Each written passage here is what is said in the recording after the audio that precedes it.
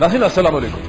मैं मौजूद हूँ पाकिस्तान तहरीक इंसाफ के चेयरमैन जनाब इमरान खान साहब के साथ मनी गाला में, और तहरीक इंसाफ में दूसरे इंट्रा पार्टी इलेक्शंस की आमद है। ये पौधा या बच्चा जो खान साहब ने लगाया था ये 20 बरस का होने को है तहरीक इंसाफ, और इसके जो दूसरे इंट्रा पार्टी इलेक्शंस हैं पिछले बड़े कंट्रोवर्शियल हुए थे, और ये दूसरे जो हैं जो आने वाले वहीं से हम बात का आगाज करते हैं। खान साहब अस्सलाम वालेकुम, and very warm welcome to you. Khan साहब, हमने एक बड़ी इंटरेस्टिंग सिचुएशन देखी है आपके ये दूसरे इंट्रा पार्टी इलेक्शंस की।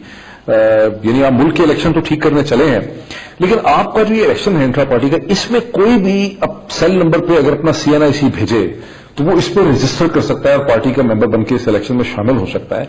और हमें ये पता चला है, वो हमें करवाया भी, हमें जब पता चला तो फिर ये मतलब तरीका है करने का, और हमने इसे कहते हैं, मैंने भेजा, मेरा भी एक नंबर उसमें इशू हो गया, मैं भी मेंबर बन गया हूं आपकी पार्टी का, और मेरा भी एक नंबर है जो बाकायदा यहां लिखा हुआ है मेरे पास, मैं आपको बता देता हूं, PK1B8DC8941, ये स्क्रीन पे भी आ जाएगा। मेरी सारी टीम ने भी ज्वाइन कर ली है, ये सब नंबर बन गए हैं आपकी पार्टी के, ये इलेक्शन में जा सकते हैं। अब मजे की बात यह है, हमें पता चला है कि बुनेर में, कोहाट में, मर्दान में ANP के मौलाना फजल रहमान के लोग जो हैं वो आपकी पार्टी के मेंबर बन रहे हैं ताकि वो इंटरनल स्पॉइलर का रोल प्ले करें, और राना सनाउल्लाह साहब भी यही करना चाह रहे हैं पंजाब में। तो ये तो आपने मैनेज ही नहीं किया है कि तस्नीम नूरानी साहब, असद उमर ये क्या कर रहे हैं? अच्छा, ये मुझे बड़ी खुशी है कि इनके लोग भी मेंबर्स बन रहे हैं। हो सकता है कि हमारे मेंबर्स ही रह जाइए एंड इनसे ही बात नहीं, देखिए वो स्पॉइलर के तौर पर कर रहे हैं वो आप नहीं। मोहित, मैं इसको थोड़ा सा और बात को आगे बढ़ाता हूं जो अभी आपने बात की है। देखिए कितनी शर्म की बात है कि इस मुल्क के अंदर आप इलेक्शंस करवाने जाते हैं तो सारा वक्त आपको फिक्र है कि धांधली कैसे रोकनी है, फ्रॉड कैसे रोकना है। यानी ये हमारे, देखें मुझे अफसोस से कहना पड़ता है, हमारा एक मुल्क की इन्होंने जो नेशनल मोरालिटी है, ये जो सारे ऊपर बैठे हुए हैं जो पॉलिटिक्स में आते हैं, इन्होंने किधर पहुंचा दी है। हमारा नून लीग के साथ जो इलेक्शन होता है सबसे पहले फिक्र होती है कि जिनकी धांधली कैसे रोकनी है। आप यकीन करें, बकायदा हमारे वर्कशॉप्स होते हैं कि क्या क्या हरबे इस्तेमाल करते हैं धांधली करने के, जो हमें रोक। इसका क्या करेंगे? ओपन आपने एक रास्ता छोड़ दिया उनके लिए उसमें पेनिट्रेट करने का। कोई आपकी मेंबरशिप होनी चाहिए थी कि 100 रुपए देके मेंबर बनता, साल मेंबर होता तो पार्टी इलेक्शन में आता, कोई उसकी मेंबरशिप इनिशिएशन फी हो। अब ये सारे मौलाना के बंदे और ANP के बंदे वो वोट डाल रहे होंगे। इनके पास इतने लोग ही नहीं है जो हमारा इलेक्शन इन्फ्लुएंस कर सके। हमारी जो वोटर होगा, जो हमारा जिसने हमारी इंटर पार्टी में इलेक्शन में हिस्सा लेना है, उनकी तादाद बहुत ज्यादा है, ये ड्राउन हो जाएंगे बीच में। और फिर हमने एक वेरिफिकेशन का एक सिस्टम भी रखा हुआ है। वो क्या है? वो बाद में ये चेक करेंगे, वो रैंडमली चेक होंगे वोटर्स को।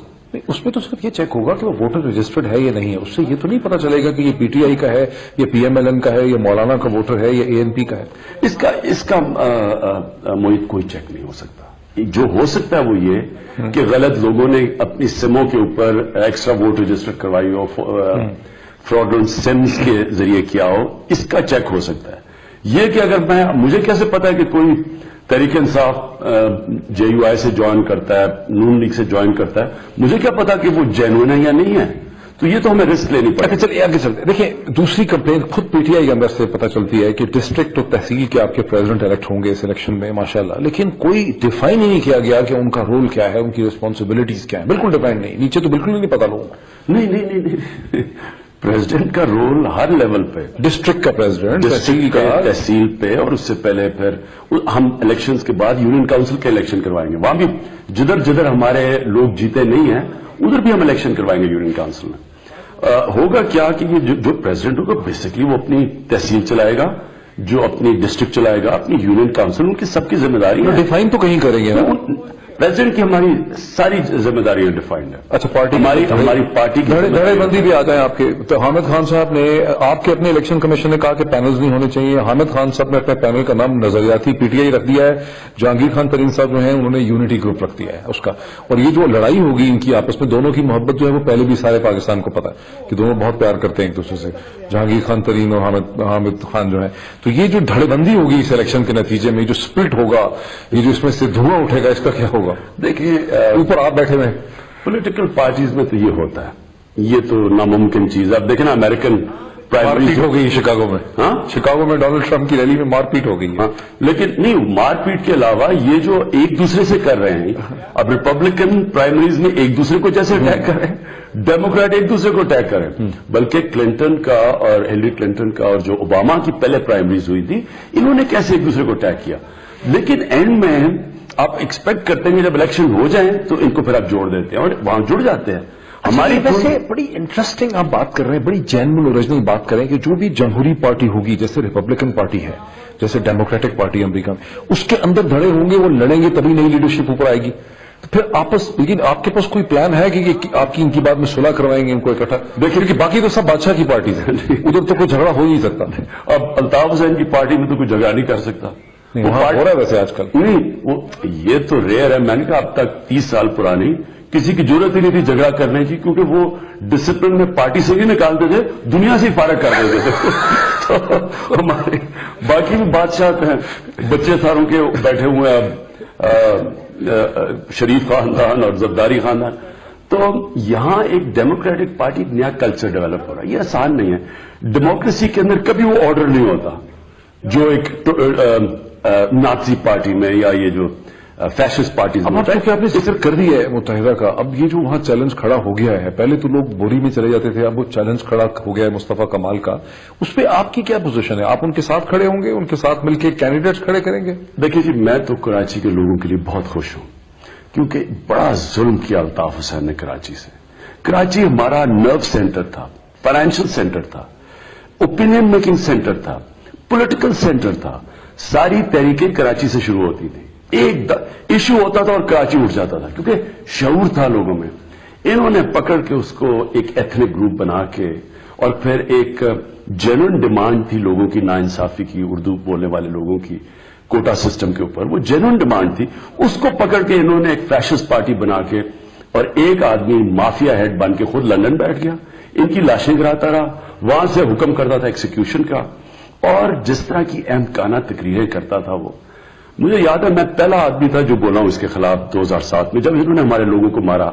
जब चीफ जस्टिस वहां गया, अब तो सियासत में आ गया वो चीफ जस्टिस, अच्छा हुआ आ गया, तो वो जब वहां गया तो हमारे जो लोगों को गोलियां लगी, तब मैंने शुरू हुआ इसके अल्ताफ हुसैन। लंदन में भी आपने इसके खिलाफ, लेकिन फिर दरमियान सुलह भी करते रहे आप। मेरी बात सुने, मुझे याद है जब मैंने अल्ताफ हुसैन का नाम लिया टीवी के ऊपर, तो मुझे याद है काशिफ अब्बासी की शो थी।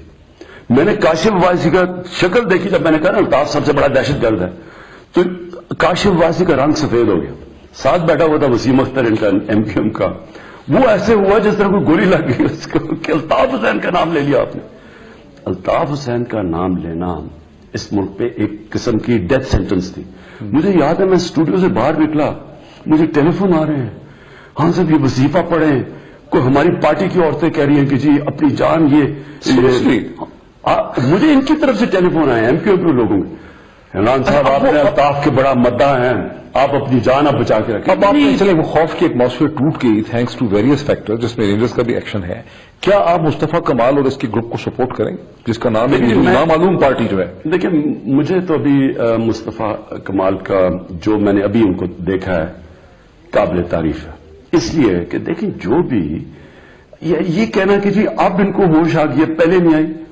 कुरान में अल्लाह कहता है मैं जब चाहूं किसी को सीधे रास्ते लगा सकता हूं। हम कौन है कहने वाले कि अब होश आई है पहले नहीं आई? होश तो आ गई है, बात तो ठीक कर रहे हैं। मुस्तफा कमाल जो बातें कर रही है, मुझे बताएं एक बात है जो मैंने 7 साल पहले नहीं। आप कहते हैं जुडिशियल कमीशन बैठाएं, तो आपके दोस्त हैं चौधरी निसार, वो तो कहते हैं कि ऐसे ही आर्टिकुलेशन कर रहे हैं, लफाजी है सारी।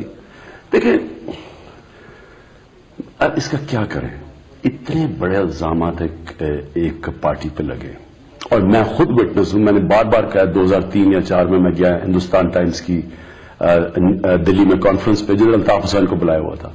मुझे याद है अच्छा, एयरपोर्ट की सड़कों के ऊपर अल्ताफ हुसैन की तस्वीरें लगी हुई थी, और मुझे हिंदुस्तान टाइम्स के सहाफी ने कहा कि रॉ ने लगवाई हैं।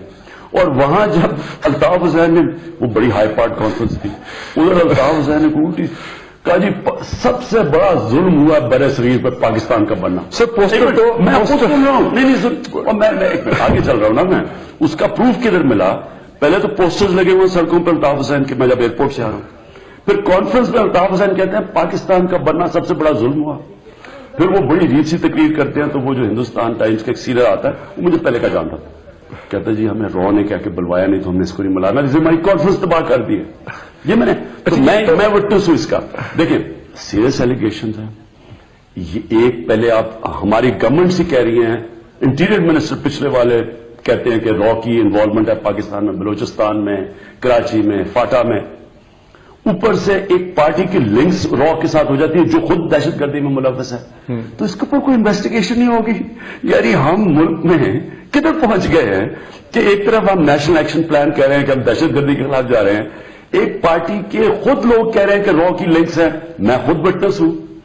کیا اس کے اوپر کوئی انویسٹیگیشن نہیں؟ وہ تو چودھری نثار صاحب نے کمیٹی بٹھائی ہے نا, وہ کہہ رہے ہیں جس کے پاس ہے کوئی ایویڈنس وہ آ کے کمیٹی میں آپ چلے جائیں وہاں پہ. تو مصطفیٰ کمال کو بلا رہے ہیں اور یہ بھی کہا کہ جی آپ ایویڈنس دیں. ہمارے پاس تو آئی ایس آئی ہے نا ہمارے نیچے, ہمارے پاس تو آئی بی ہے, ہمارے پاس تو ایف آئی ہے کہ ہم ایویڈنس دے دیں.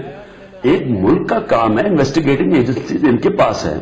ہمارا کام تو نہیں ہے ایویڈنس پروڈیوس کرنا. میں تو ایک پرائما فیسی ایک آپ کو بتا رہے ہیں کہ ایک کریڈیبل آدمی ہونی چاہیے انویسٹیگیشن. لیکن 2 سیٹیں بھی خالی ہو گئی ہیں وہاں پہ, جیسے ڈاکٹر صغیر کی خالی ہوئی ہے, دوسری خالی ہوئی ہے ایک اور سیٹ. وہاں آپ مقابلہ ہوگا الیکشن کا, پروونشل اسمبلی کا, تو آپ لوگ مقابلہ کریں گے, جانے دیں گے ان کو؟ میں نے ابھی اپنی کراچی پارٹی سے ڈسکس نہیں کیا, لیکن ہم کریں گے بالکل انشاءاللہ. اچھا وہاں کریں گے, اس کو کمپلیٹ کریں گے انشاءاللہ. ان سے بات کروں گا میں آج. اچھا اب اسے کہتے ہیں, زرداری صاحب نے ایک اسٹیٹمنٹ دیا آپ کے بارے میں ابھی بھی پچھلے 24 گھنٹے میں. انہوں نے کہا کہ میں عمران خان سے کیا بات کروں, عمران خان کو تو سیاست ہی نہیں آتی, سیاستدان ہے ہی نہیں. اللہ کرے میں آصف زرداری کی طرح کا سیاستدان کبھی نہ بنوں. اللہ کبھی مجھے ایسا سیاستدان, بڑے عقلمند سیاستدان ہے جی. عقلمند سیاستدان یہ ہیں کہ بچے کو کیا وہ کہتے ہیں جی زرداری کرپٹ ہے. کیا عقلمندی کا اس میں ہوا؟ اوپر سے میں ان سے پوچھتا ہوں کہ پاکستان کی سیاست کر رہے ہیں, بلاول ہاؤس سے باہر نکلتے تو پتا چلا جی دبئی پہنچ گئے. تھوڑا سا مسئلہ ہوتا ہے, آئے نہیں, 1 سال تقریباً ہو گیا. نہیں وہ ایک ضرورت مندانہ اسٹیٹمنٹ دینے کے بعد نہیں آئے واپس. آپ ان پہ الزام لگا رہے ہیں, غلط لگا رہے ہیں. وہ 1 سال سے نہیں آئے, جون کے بعد سے نہیں آئے ہیں واپس. مجھے سمجھ نہیں آتی کہ پاکستان کی سیاست کر رہے ہیں, لیڈر پاکستان کے ہیں, اور بیٹھے کوئی لندن میں ہے, کوئی جدہ میں بیٹھا ہے, کسی کے بچے باہر بیٹھے ہیں, کہ ان کی بزنس باہر ہیں. ان کو کوئی شرم نہیں ہے کہ یہ ملک یہ آپ کا ہے, مسئلے ادھر ہیں اور یہ باہر بیٹھے ہوئے, اور باہر بیٹھ کے پوری پاکستان کے لیے تکلیف ہو رہی ہے. اور الطاف حسین 25 سال سے باہر بیٹھ, پاکستان کی بڑی تکلیف ہے ان کو, کراچی کے لوگوں کی بڑی تکلیف ہے. ادھر زرداری اٹھتا ہے وہ نیو یارک میں بیٹھ کے میں پاکستان کی تکلیف ہے. ایک بات ان کے بیٹے صاحب وہ آتے ہیں کبھی پاکستان, وہ باہر چلے جاتے ہیں. ایک تو صحیح ہے نا, وہ کہتے ہیں آپ لوگ سیاست کے لیے چالاکی چاہیے, آپ نے چالاکی نہیں ہے. اتنی انکمپیٹنٹ آپ کی پارٹی ہے کہ 1 روپے کی کرپشن پنجاب میں آپ لوگ پروو نہیں کر پا رہے. شہباز شریف صاحب کوئی 1 ارب کی 1 کروڑ کی بات نہیں کرے, 1 روپے کی کوئی میری کرپشن پروو کر. میں آپ کو, آپ اپوزیشن پارٹی ہے, 1 روپے کی کرپشن. میں آپ کو سیدھی ایک, اگر نیب آج نیب سن رہا ہے نا, نیب چیئرمین, مجھے صرف ایک آزادی چوک ادھر بنتا ہے فلائی اوور, 1 کلومیٹر پر خرچہ آتا ہے 211 کروڑ روپیہ. وہی فلائی اوور ڈاکومنٹڈ ہے کہیں پہ بھائی, انہوں نے خود فگر دی ہیں. اور وہاں بنتا ہے پشاور میں, وہاں آتا ہے 83 کروڑ روپیہ. 130 کروڑ روپے 1 کلومیٹر پہ فرق آیا ہے. تو کیا نیب نہیں اس کو سریا بہتر لگایا ہوگا انہوں نے کچھ تو. اچھا یہ بھی نہیں کہہ سکتے کہ زمین ہے, کیونکہ وہ فلائی اوور تو زمین سے اوپر ہے. اچھا پھر ادھر دیکھے کہ نندی پور یہ اتنا بڑا سکیم ہے, کون انویسٹیگیٹ کرے گا؟ عمران خان پروو کرے گا. میرے پاس تو ایجنسی پارٹی کی نندی پور کا. دیکھیں کس نے کروڑوں روپے کے ایڈز اس کے اوپر خرچ کیے تھے. یہ دونوں بھائیوں کی شکلیں آ رہی ہوتی تھی ہر روز میں دونوں بھائیوں کی شکلیں دیکھتا ہوں. اچھا پہلے ایڈورٹس, یہی کرپشن ہے. میں اس کو ٹیکس پیئر کا پیسہ اپنی پبلسٹی پہ ہر روز 2 بھائی آدھے پیج کے اوپر ان کی شکلیں ہماری طرف دیکھ رہی ہوتی ہیں. اچھا خیبر پختونخوا میں آپ لوگوں کی کسی کی نہیں ہے, ہمارے کسی کی تصویر نہیں آتی اشتہار کے اوپر, ہماری کسی کی تصویر نہیں آتی. دیکھیں ہم کام کر رہے ہیں پبلک کے پیسے سے, ہمارا ذاتی پیسہ تو نہیں ہے. یہ شریف خاندان کا تو پیسہ نہیں ہے. یہ جو چیزیں سڑک بناتے ہیں, پل بناتے ہیں, اپنی جیب سے تو نہیں بنا رہے ہیں. تو پیسہ پبلک کا, شکلیں اپنی, اور اشتہار دے رہے ہیں وہ بھی پبلک کے پیسے سے. یہ چلے اپنے پیسے سے اشتہار دیں, یہ کرپشن ہے. یہ ہر اپنی پبلسٹی کے اوپر عوام, غریب عوام کے ٹیکس کا پیسہ خرچ کرنا, یہ کرپشن ہے. تو اپوزیشن ایک بریک نہیں, اپوزیشن ثابت کر رہے ہیں. اس کا ثابت کیا کہ ابھی میں بریک ہے ابھی. اچھا ابھی نواز شریف کی درخت اگانے شروع کرے ہیں, ابھی درخت اگنے نہیں شروع کیے, کروڑوں روپے کے اشتہار نواز شریف کی شکل آ گئی ہے. کیوں؟ کیونکہ ہماری وہ ارب بلین اس پہ بھی بات کرتے ہیں نا. ایک بریک ناظرین، ایک بریک لے لیں. بریک کے بعد ذرا اس پہ بات کرتے ہیں کہ اپوزیشن کی ذمہ داری ہے کہ کرپشن کو ایکسپوز کرے. After the break.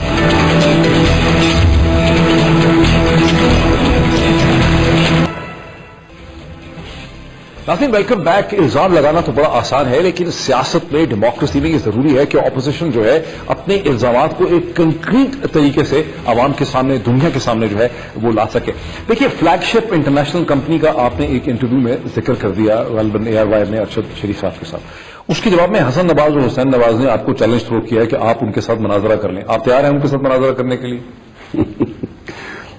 اچھا، میں سوچ رہا تھا، کیونکہ ہمارا تو پتا چلا ہے نا، ہمارا ویسٹ منسٹر ماڈل کے اوپر ڈیموکریسی ہے نا. ہماری جو انگلینڈ میں ڈیموکریسی ہے ادھر سے ہم نے لی ہے نا. اب میں سوچ رہا تھا کہ جرمی کاربن کہے، جو اپوزیشن لیڈر ہے، کہے ڈیوڈ کیمرون کو جو پرائم منسٹر ہے، کہ جی آپ نے اپنے اثاثے ڈکلیئر نہیں کیے. کیونکہ اثاثے ڈکلیئر کرنا بڑا ضروری ہے. مغرب میں آپ پالیٹکس نہیں کر سکتے جب تک آپ اپنے حقیقی اثاثے ڈکلیئر نہ کریں. نہیں تو نواز شریف صاحب نے کہیں نہ کہیں تو کیے ہوئے ہیں نا الیکشن کمیشن کے سامنے. میں وہی کہنے لگا ہوں نا. حقیقی سے کیا مطلب ہے؟ کہ جو ریئل ایسٹس ہیں انہوں نے جو ڈکلیئر کیے ہیں اور ان کو جو ریئل وہ ایسٹس کہتے ہیں یہی ریئل ایسٹس ہیں. وہ تو آپ نے ثابت کرنا ہے نا کہ ریئل نہیں ہے. نہیں، میں نے ثابت نہیں کرنا، انہوں نے ثابت کرنا. دیکھیں، جب آپ کسی پہ الزام لگاتے ہیں نا، آپ کے اوپر ہوتا ہے کہ آپ بتائیں. آپ پالیٹکس میں جب ہیں، آپ اور پولیٹیکل لیڈر ہیں، آپ کی ذمہ داری ہے بتائیں لوگوں کو میرے ایسٹس کیا ہیں. وہ کیوں ہیں؟ کیونکہ ایسٹس آپ دو وجہ سے چھپاتے ہیں. یا آپ ٹیکس کی چوری کر رہے ہیں، اور یا اپنے کرپشن سے بنایا ہوا جو آپ ڈکلیئر نہیں کر رہے ہیں. یہ دو وجہ سے آپ اپنے احساسوں کو چھپاتے ہیں، بے نامی کرتے ہیں، باہر بھیج دیتے ہیں، ملک سے باہر رکھتے ہیں پیسے. یہ دو وجہ سے. تو آپ مذاکرہ کر لینا ان کے ساتھ. حسن نواز، میں پہلے تو میں کلیئر کر دوں، میں بھی آ رہا ہوں، حسن نواز پہ بھی آ رہا ہوں. دبئی میں 3 سال میں 750 ارب کی پاکستانیوں نے پراپرٹی لی ہے. 8% ایسٹس پاکستانی اون کرتے ہیں. 7.5 ارب ڈالر کی پراپرٹی لی ہے 3 سال میں. اب مجھے بتائیں کہ کس کی پراپرٹی ہے؟ یہ ڈکلیئر نہیں ہونی چاہیے، یہ ایسٹس ڈکلیئر نہیں ہونا چاہیے. یہاں ملک میں ہم قرضے پہ قرضے لے رہے ہیں اور یہاں سے پیسہ باہر جا رہا ہے، پراپرٹیز لے رہا ہے دبئی میں. یہ تو دبئی ہے، لندن میں، نیو یارک میں وہ علیحدہ ہے. چلے وہ پاکستانی باہر رہتے ہوں گے امریکہ وغیرہ میں، اس میں لکھا ہوا پالیٹیشینز بھی ہیں، بیوروکریٹس بھی ہیں. 12 یہ ساری دنیا کے اندر یہ ایک ڈیموکریسیز میں ٹرانسپیرنسی کے لیے، ٹیکس کلیکشن کے لیے، کرپشن کم کرنے کے لیے ایسٹس ڈکلیئر کرنا لازمی ہے. اب جرمی کاربن پوچھے ڈیوڈ کیمرون سے کہ جی آپ نے ایسٹس ڈکلیئر نہیں کیے، وہ اس کا بیٹا آگے سے کہے ڈیوڈ کیمرون کا کہ میرے سے مناظرہ کر لو. یہ کچھ آپ نے تو کہنا کہ حسن نواز 200 ارب روپے کی ایک کمپنی کے اوپر بیٹھا ہے. حسن نواز کے پاس 10 سال پہلے کچھ نہیں تھا. کدھر سے آیا پیسہ اس کے پاس؟ حسن نواز تو بچہ ہے، اس کے پاس پیسہ کدھر سے آیا؟ اور اچھا، ون ہائٹ پارک کا بھی آپ نے کہا 45 ملین پاؤنڈ. 45 ملین پاؤنڈز کی اپارٹمنٹ میں رہتا ہے. یہ 700 کروڑ روپے کی اپارٹمنٹ. کدھر سے پیسہ ہے؟ کون سی بزنس ہے اس کے پاس؟ اس لیے اس سے نہیں میں کہہ رہا، میں اس کو کہہ رہا ہوں والد صاحب کا پیسہ ہے، اس کا پیسہ نہیں ہے. ان کا اچھا، پھر اسحاق ڈار کا ایفیڈیوٹ ہے. انہوں نے باقاعدہ بتایا کہ منی لانڈرنگ کرتے تھے وہ نواز شریف کے لیے. انہوں نے نام دیے ہوئے ہیں. وہاں قاضی فیملی الفرڈ کے انڈر پریشر تھا. تو بی بی سی کی فلم تو انڈر پریشر نہیں نہ بنی. وہی نام بی بی سی کی فلم میں آئے ہیں کہ قاضی فیملی کو الفرڈ، انہیں پتا چلا کہ ان کے بینک میں پتہ نہیں لاکھوں ڈالر آ گئے، پاؤنڈ آ گئے. تو یہ تو بڑے سیریس ایلیگیشن. تو اپوزیشن کا کام ہے نا کہ ثابت کریں ایلیگیشن. اپوزیشن نشاندہی کرتی ہے. ساری دنیا کے اندر اگر آپ بی بی سی کی ڈاکیومنٹری آ جائے ڈیوڈ کیمرون کے اوپر، وہ چل نہیں سکتا. اس کے بعد اس کو ثابت کرنا پڑتا ہے کہ میں بے قصور ہوں. بلکہ ان کو ریزائن کرتے ہیں جب تک ثابت نہ کریں. سنیں، میں ڈیموکریسی، ہمارے پاس نیب نہیں ہے، ہمارے پاس ایف آئی اے نہیں ہے، آئی بی نہیں ہے، آئی ایس آئی نہیں ہے. میں کدھر سے ثابت کروں؟ آپ یہ کہہ رہے ہیں کہ پرائما فسائے ہم نے ایک کیس سامنے لے آئے ہیں، اس کی انویسٹیگیشن نیب کرے یا ایف آئی اے کرے. میں اس سے آگے، وہ کیوں کریں گے؟ وہ تو ان کے کنٹرول میں. میں اس سے آگے جا رہا ہوں. اسحاق ڈار کا ریٹن ایفیڈیوٹ ہے، اس کا انویسٹیگیٹ تو کریں. اسحاق ڈار کہہ رہے ہیں نا کہ میرے اوپر پریشر نہیں کیا. پرانا ہے نا، وہ تو 2002 کا ہے. تو تبھی تو پیسہ گیا باہر ان کا. تبھی اس سے پہلے حسین نواز کے پاس کتنا پیسہ تھا لندن میں، کیا پراپرٹی تھی؟ یہ ابھی 10 سال میں انہوں نے پیسہ بنایا. 200 ارب روپے کی. یہ ویسے اپارٹمنٹ 7 فیلڈ کے پرانے ہیں، یہ 2004. نہیں، وہ تو ان کی ایک، اس کا ہائیڈ پارک تو پرانا نہیں ہے. یہ جو وہ تو نیا ہے، وہ بنا ہی نیا ہے. تو انہوں نے 96 کے لیے یہ مے فیئر کے تب تو ڈکلیئر کیا. اچھا اب اگلا سوال ہے، اگر ان کا جائز پیسہ تھا ڈکلیئر کر دیتے کہ انہوں نے مے فیئر میں اپارٹمنٹس لیے، وہ تو اب آ کے ڈکلیئر ہوئے ہیں. حدیبہ پیپر مل کا جو کیس ہے اس میں ہوا کیا؟ اب تو کر دیا نا. حسین نواز نے ایک ٹیلی ویژن پروگرام میں کہا ہے کہ ہاں یہ 16A اور 17A میرے ہیں اور میری سسٹر کے بھی ہیں. وہ ارشد شریف نے وہ دکھائی ہے. اور اس سے پہلے مریم شریف نے کہا ہماری کسی کی بات پراپرٹی نہیں ہے. ان کی بھی ریکارڈنگ ہے. مریم نے کہا ہماری کسی، ان کی بیٹی نے. دیکھیں نا نواز شریف نے کیوں نہیں ڈکلیئر کیا؟ اگلا سوال ہے میرا، نواز شریف نے جب باہر مے فیئر کے لیے کب انہوں نے ڈکلیئر کیا؟ کون سے ایسٹس پہ ڈکلیئر کیا ہوا ہے؟ بتائیں نا. ہم نے سارے ان کے ایسٹس دیکھے ہیں.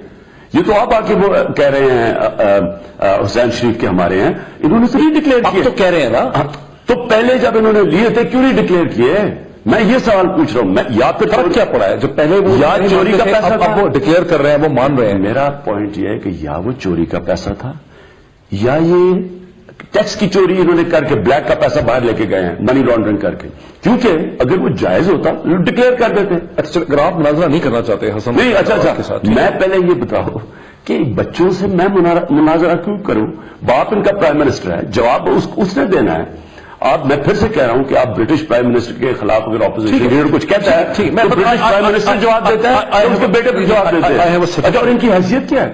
ان کی تو کوئی حیثیت ہی نہیں ہے. پیسہ تو باپ کس سے بنوایا انہوں نے؟ اچھا اگر پراپرٹی بزنس آپ کرنی ہے انگلینڈ میں، اس کے لیے کیپٹل چاہیے. وہ کیپٹل کدھر سے آیا؟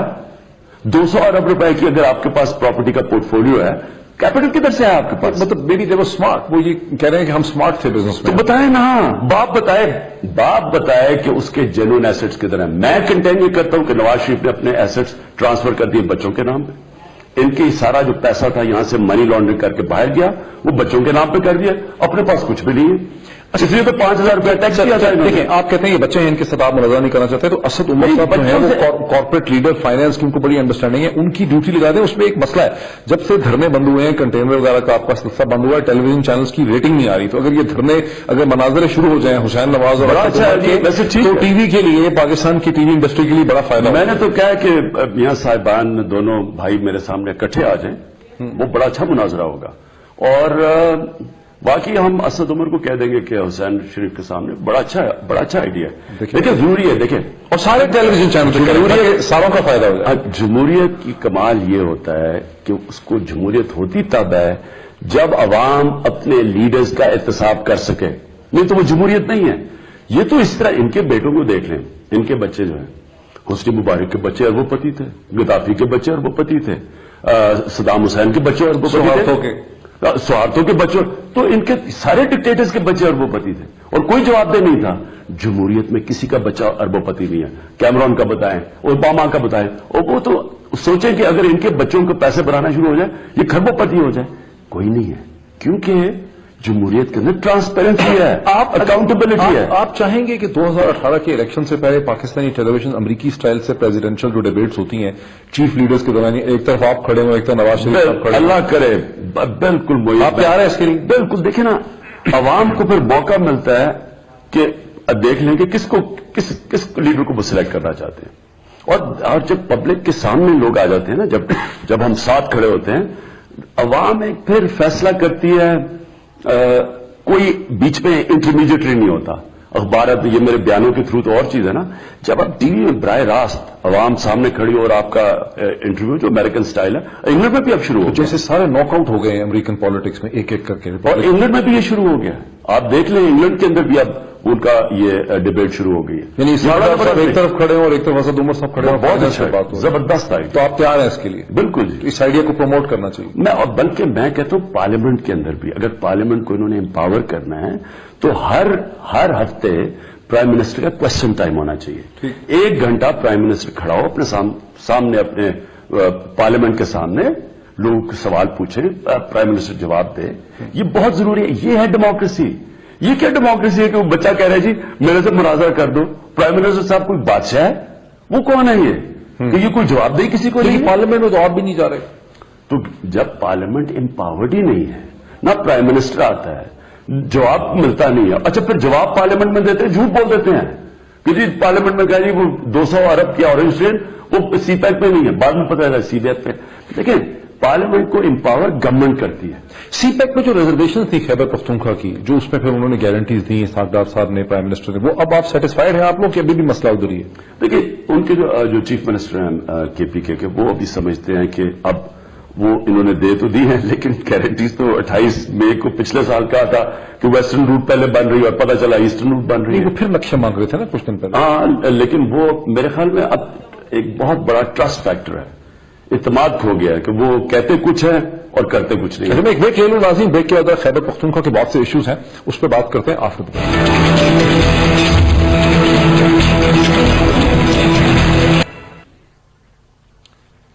Welcome back. खैबर पख्तूनख्वा और क्रिकेट दोनों चीजों पर जरा बात हो जाए। खान साहब, जनरल हामिद खान साहब ने जब रिजाइन किया, जो चेयरमैन थे एहतसाब कमीशन के, उससे आप लोगों की जो साख थी कि आप लोग एक फेयर उसमें बिलीव करते हैं अकाउंटेबिलिटी में, और खुद आप हसन नवाज और हसन हुसैन नवाज की बात कर रहे हैं, उसको बड़ा धचका लगा है। खास करके उन्होंने हमारे प्रोग्राम में खुद कहा कि मैं इमरान खान साहब को मिला था, मैंने उनको बताया कि ये नया बिल है, इससे रिवर्सल होगा अकाउंटेबिलिटी में। आपने कहा कि ब्यूरोक्रेट्स बड़े तंग हैं, परेशान हैं, वो घबराए हुए हैं, आपने ये उनको कहा। वो कहते हैं दो चीजें हुई। देखिए, मिले तो थे ना आपको आके कंप्लेन करने? मिले और उन्होंने मुझे बताया भी, लेकिन उनके जो प्रॉब्लम्स थे, देखिए ये अगर तो वो ये कहना कि इमरान खान या पॉलिटिकल साइड ने या गवर्नमेंट ने उनको रोका है एहतसाब करने में, तो तब तो मैं मानूं। उनका कोई कंप्लेंट हमारे किसी ने उनको रोका नहीं। उनका प्रॉब्लम आ रहा था वर्किंग, जिस तरह नैब बना हुआ था, जो हमारा एहतसाब था, उनकी एहतसाब कमीशन जो ऊपर बॉडी थी और उनका डीजी का आपस में जुरिस्डिक्शन के ऊपर प्रॉब्लम आ रहा था, क्योंकि पहली दफा हुआ ना। दूसरा उनको प्रॉब्लम ये हुआ, गवर्नमेंट को क्या, ब्यूरोक्रेसी को क्या प्रॉब्लम आ रहा था कि उनको एक खौफ हो गया कि हर चीज वो उनको था कि प्रोटेक्शन नहीं थी उनको कि किसी को उठा के लेगा। और उन्होंने कोई मेरे ख्याल में एक सेक्रेटरी को पकड़ा था, तो ब्यूरोक्रेसी में पेन डाउन हो गया, वो काम ही ना करे, तो उसका एक इशू बना हुआ था। 29 तारीख को आपने अमेंडमेंट्स, कैबिनेट को कहा कि अमेंडमेंट्स वापस ले लें। वो क्या अमेंडमेंट्स हैं जो आप? मैं वापस करता हूं। हमने फिर उसको, मैंने एक कमेटी बनाई, कमेटी ने सारा वो एहतसाब बिल स्टडी किया, और हमने फिर इस नतीजे पे आए कि ये जो अमेंडमेंट्स हैं ये उस बिल को और ही अनवर्केबल कर रही है, यानी वो बिल ही अनवर्केबल है। अब हम क्या करने लगे, आज पर फैसला है, आज मैं कमेटी से मिल रहा हूं, जो मेरी कमेटी फाइनल रिपोर्ट दे रही है। हमने फैसला कि हम बिल ही सिरे से नया लेके आए, उसको और ज्यादा आसान कर दें, इनकी रिलेशनशिप डिफाइन कर दें, डीजी की और कमीशन की, और सबसे बड़ी चीज ये करें, उसको और मजबूत कर दें और आजाद कर दें, यानी और ज्यादा ताकत दे दें। एक पॉइंट बहुत इंपॉर्टेंट है जो उनका एहतराज था जनरल हामिद खान का, वो ये है कि ओरिजिनल जो खैबर पख्तूनख्वा में था कि कोई भी कंप्लेन एनोनिमस ला सकता था किसी पब्लिक सर्वेंट के खिलाफ। जब ये कहा जाए कि बंदा नोन होगा, तो नोन तो ज़ाहिर सामने नहीं आएंगे कंप्लेन। हमने चेंज कर दिया। मैं ये अर्ज कर रहा हूं ना कि जो भी लुकूनास थे ना, जो रोक रहे थे, वो हमने रिमूव कर दिया। ठीक, हमने अब बल्कि एनोनिमस कंप्लेंट्स आ सकती हैं ऑन मेरिट। हमने जो अब रिकमेंडेशन दी है वो भी कर सकते हैं।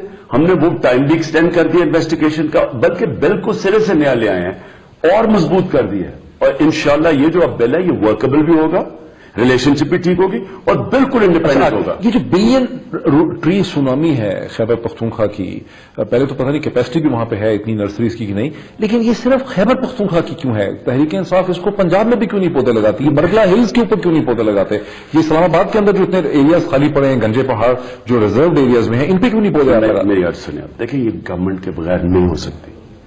ये जो हमारी सुनामी है, इसमें पूरी गवर्नमेंट की डिपार्टमेंट शिरकत कर रही है, हमारी फॉरेस्ट्री। और मैं दाद दूंगा हमारी सारी डिपार्टमेंट के लोगों को। मुझे कहते थे कि जी ब्यूरोक्रेसी काम नहीं करती, ऐसे जबरदस्त ब्यूरोक्रेट हैं जो हमारा सेक्रेटरी है नजर शाह, मैं उसको खास दाद दूंगा। हमारा मिनिस्टर इश्तियाक बरकी अभी उन्होंने हमारे हमने एक जमीन क्लियर करवाई, इंक्रोचमेंट हुई थी फॉरेस्ट लैंड पे, उसको क्लियर करके उसके ऊपर दरख्त उगाए, उन्होंने वापस आके हमारे आदमी को मार दिया, गार्ड को मार दिया। और इश्तियाक बरकी खुद गए हमारे मिनिस्टर, उन्होंने खुद जाके खड़े होके एफआईआर कटवाई, वापस जमीन ली, उसके ऊपर दरख्त लगा। यानी एक इसके ऊपर पूरा टिम्बर माफिया का भी मुकाबला हो रहा है। लेकिन ये गवर्नमेंट की गवर्नमेंट की विल के बगैर पॉलिटिकल विल के बगैर नहीं हो सकता की बात नहीं है। कराची में मुत्तहिदा कौमी मूवमेंट ने बहुत ही इंटेलिजेंट गांधी स्टाइल से उन्होंने ये क्लीन कराची कैंपेन लॉन्च कर दी 1 महीने की। इसका मतलब है कि 1 महीने अब वो मिलियंस ऑफ लोगों के साथ पब्लिक कॉन्टैक्ट और पब्लिक मोबिलाइजेशन करेंगे। अगर आप तहरीक इंसाफ ऐसी कोई चीज नहीं करती कि पौधे लगाने शुरू कर दे, पार्टी सफाई करना शुरू कर दे, पब्लिक मोबिलाइजेशन आपको चाहिए। देखिए वो मतलब मार्केट भी आजकल हो सकती है, बड़ा अच्छा कर रही है, ये सफाई कर रही है और उम्मीद है कि अंदर से भी सफाई कर दे, अपने आप को भी सफा कर। लेकिन ये जो सुनामी है हमारी, ये पाकिस्तान में एक रिकॉर्ड है। ये कब सारे पाकिस्तान की तारीख में 60 करोड़ दरख्त लगा है, 60 करोड़ दरख्त पाकिस्तान की तारीख में। ये 1 अरब दरख्त, 1 अरब से ज्यादा हम एक्सीड करेंगे, हम टारगेट से ऊपर जा रहे हैं। वर्ल्ड वाइल्ड लाइफ फंड ने इंडिपेंडेंट ऑडिट किया है। कब तक लगाएंगे? WWF की इंडिपेंडेंट ऑडिट है, 85% हमारी सक्सेस रेट है दरख्तों की। और ये इसलिए है मुकामी लोग मिलकर कर रहे हैं, कम्युनिटीज मिलकर कर रही हैं, हम वही नर्सरीज उगा रही हैं, उनमें से ही हम गार्ड्स ले रहे हैं जो कि प्रोटेक्ट कर रहे हैं दरख्तों को। 85% सक्सेस रेट है। ये पाकिस्तान के अंदर एक लैंडमार्क होने लगा है कि 1 अरब हमारा टारगेट था, इंशाल्लाह 1 अरब 20 करोड़ दरख्त उगाएंगे। और ये सिर्फ तब हो सकता है आपकी गवर्नमेंट और अवाम इकट्ठी मिल जाए। वाइल्ड लाइफ का आपने जिक्र किया, वाइल्ड लाइफ का आपने जिक्र किया। वाइल्ड लाइफ के चीफ कोई कंजर्वेटर हैं जिन्होंने प्ली बार्गेनिंग करके पैसे वापस किए थे, अब वो फिर वहां पे लगे हुए हैं, वहां लोग शोर मचा रहे हैं कि जब प्ली बार्गेनिंग का कानून तो ये है कि वो साबित हो गया, प्ली बार्गेनिंग हुई है, पैसे वापस किए, तो अब उनको कम से कम इस तरह की ओझों पर नहीं लगना चाहिए। मुझे मैं इसका इन्वेस्टिगेट करूंगा, मुझका अंदाजा नहीं है, लेकिन 21 को मैं इंशाल्लाह एक बड़ी अब ड्राइव कर रहा हूं, स्कूल के बच्चों को सब शामिल कर रहे हैं, मैसिव दरख्तों की, कि हर बच्चों को कह रहे हैं कि 1 दरख्त लगाया। अच्छा, पहले आपने कहा कि क्रिकेट के लिए इसे कहते ना जाए वहां खेलने के लिए धर्मशाला में, अब आप खुद जा रहे हैं मैच देखने के लिए। हिमाचल प्रदेश के जो चीफ मिनिस्टर ने स्टेटमेंट्स दी थी, मैं उसकी सख्त मजम्मत करता हूं। एक आपकी टीम आ रही है, इंटरनेशनल ऑब्लिगेशन है वर्ल्ड का, और वो स्टेटमेंट दे रहे हैं कि आप यहां वेलकम ही नहीं है। तो मैं तो तब पहले दिन से कह रहा था कि वहां ना जाओ स्टेट में, उधर जाओ जिधर हम वेलकम है। तो इंडिया पाकिस्तान के मैच में तो मैंने पहला प्लान था जाने का। तो निसार साहब के स्टैंड को तो फिर आप अप्रिशिएट करेंगे ना कि चौधरी निसार ने बड़ा ठीक स्टैंड लिया, बिल्कुल ठीक स्टैंड लिया। देखें आप, अगर आपकी टीम जा रही है किसी मुल्क में खेलने और वो इतनी बुरी एक चीफ मिनिस्टर स्टेटमेंट दे कि जी यहां हम सिक्योरिटी नहीं दे सकते, तो नहीं जाना चाहिए। वो मसला तो हो गया, आप वहां जा रहे हैं, थोड़ा सा टीम का भी हौसला बढ़ेगा, लोगों का भी हौसला बढ़े। लेकिन ये पाकिस्तानी टीम की जो मतलब हालात हो रहे हैं, कोलैप्स होने वाले बुरे हालात हैं, लोग तो हार्ट अटैक पड़ रहे हैं पाकिस्तानियों को, इसका क्या हल है? देखिए उसमें टैलेंट बड़ा टीम में, और टैलेंट बड़ा है तो फिर ये कोलैप्स हो जाते हैं बेचारे। मेरी याद सुने, बॉलिंग टैलेंट बड़ा है।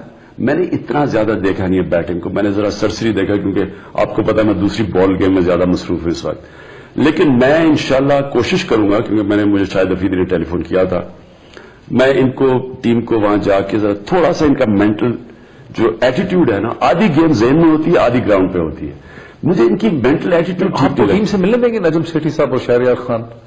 आपको टीम से मिलने देंगे शहरयार खान और नजम सेठी? उसका क्या काम है उनका, उन बेचारों का। और खैर नजम सेठी क्या तो फर्क नहीं पड़ता, शहरयार खान को क्या ऑब्जेक्शन होना चाहिए। लेकिन एनीवे अगर नहीं मिलने देंगे तो मैं नहीं मिलूंगा। मैं तो अपनी तरफ से उनको मदद करूंगा, कोशिश करूंगा कि जो बड़ा मैच होता है उसमें आपका जो एटीट्यूड है वो बड़ा इंपॉर्टेंट है। तो साइकोलॉजिकली जब अप्रोच करते हैं ना, आधा मैच तो जेन में जिस तरह मैंने कहा खेला जाता है। तो इंशाल्लाह वो शायद अफरीदी ने मुझे कहा था, मैं मिलूंगा उनको वर्ल्ड कप। होपफुल है कि पाकिस्तान को वर्ल्ड कप में कुछ बेचारा नाम अपना रख पाएगा। देखिए टैलेंट है, टैलेंट इनमें, बॉलिंग टैलेंट जबरदस्त है। बैटिंग में इनकी कोई कॉम्बिनेशन इनकी ठीक नहीं मुझे नजर आ रही, या इनकी जो बैटिंग में स्ट्रैटेजी है वो ठीक नहीं है। तो अगर ये ठीक कंबाइन कर गए तो अच्छा, मेरे ख्याल में पाकिस्तानियों को ये एक बड़ी खुशखबरी भी आ सकती है। खुशखबरी भी आ सकती है, इसके चांसेस भी हैं। अच्छा, coming back to the politics के 2013 में इलेक्शन से सिर्फ 1 माह पहले, 1.25 माह पहले आपने अपने कैंडिडेट्स को फाइनलाइज किया, और पीएमएलएन के तो परमानेंट कैंडिडेट होंगे बिकॉज असेंबलीज में बैठे हैं, उनमें सक्सेस वही होंगे। अब आप अपने कैंडिडेट्स को क्या पहले फाइनलाइज करेंगे ताकि उनको कॉन्स्टिट्यूंसीज में काम करने का मौका मिले? अब 2016 तो आधा हो गया। देखिए मोहित, 2013 में ना हम बिल्कुल तैयारी के बगैर लड़े थे, क्योंकि हमारा पार्टी इलेक्शन 11 महीने चला गया, इलेक्शन खत्म हो सीधा, और उन्होंने भी 90 दिन की बजाय 45 दिन की कैंपेन कर दी। प्लान करके की थी, दोनों ने मिले हुए थे ना, ये जरदारी और नवाज, इन्होंने कम कैंपेन कर दी, हमें टाइम ही नहीं मिला इलेक्शन लड़ने का, यानी जो सही माने में टिकट्स देने का। अब तो इंशाल्लाह हमारा जैसी लोकल ہمارا اپنا انٹرا پارٹی الیکشن ختم ہوتا ہے، سیدھا پارلیمنٹری ہم نے بورڈ بنانا ہے اور تبھی سے ہم نے تیار کر دینا ہے، ٹکٹس دینی ہے، جو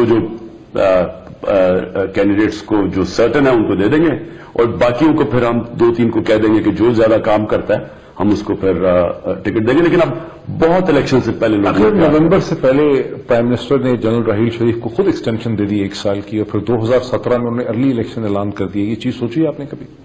میں جو ہمارے ہاتھ میں ہے اس کے اوپر میں کانسنٹریٹ کر رہا ہوں، جو ہمارے ہاتھ میں نہیں ہے وہ جو بھی آئے گا اس کا مقابلہ کریں گے. لیکن میں ایک چیز کہنا چاہتا ہوں، اس کی پاسبلٹی سوچی آپ نے کہ نواز شریف صاحب ارلی الیکشن اعلان کر سکتے ہیں 2017 کے آخر میں؟ جو بھی نواز شریف کرے گا انشاءاللہ ہم جیت جائیں گے. لیکن ایک ہم نے چیز کور کرنی ہے، وہ ہے دھاندلی. آپ کو میں پھر سے میں یہ کہتا ہوں کہ انہوں نے یہ جو اب آپ کو پتا ہے نا، ہم نے 4 حلقے مانگے تھے، 3 میں ثابت ہوگی دھاندلی. اب چوتھے میں بھی اب پتا چلا ہے کہ خواجہ آصف صاحب کیوں سپریم کورٹ کے پیچھے چھپے ہوئے تھے، کیونکہ اب سپریم کورٹ نے جب آر او کو کہا کہ انویسٹیگیٹ کرو، تو جو آر او کی رپورٹ ہمارے سامنے آئی ہے 27,000 بیلٹس کے اوپر کوئی کاؤنٹر فائلز نہیں ہے، یعنی انویلڈ ہے. تو اس کے پیچھے چھپے ہوئے تھے. اب وہ یہ چوتھی وکٹ بھی گر گئی ہے.